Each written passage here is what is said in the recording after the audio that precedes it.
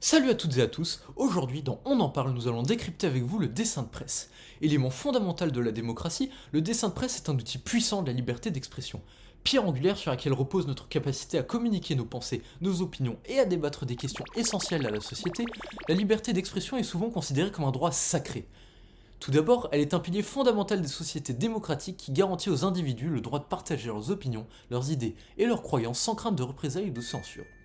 Elle est également considérée comme un reflet de la dignité humaine car elle reconnaît l'autonomie des individus et leur capacité à participer activement à la vie sociale et politique. Yes! La liberté d'expression favorise la recherche de la vérité en permettant la circulation libre des idées et des informations, en encourageant le débat et en forgeant l'esprit critique.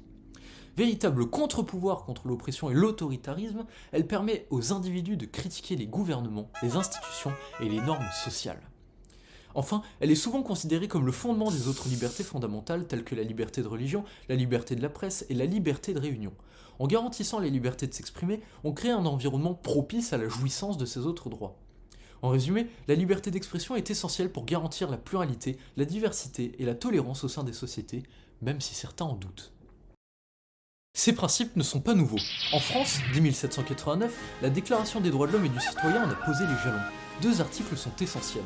L'article 10 stipule que nul ne doit être inquiété pour ses opinions, même religieuses, pourvu que leurs manifestations ne troublent pas l'ordre public établi par la loi.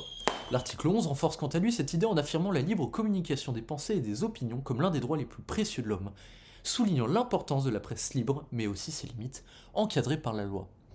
La loi sur la liberté de la presse de 1881 en France est un ensemble de dispositions législatives qui concrétisent ces principes. Elle protège la liberté de la presse tout en définissant ses limites, telles que la diffamation ou l'incitation à la haine. Ces lois établissent les droits et les responsabilités des médias, des journalistes et des citoyens en matière de diffusion d'informations et d'opinions.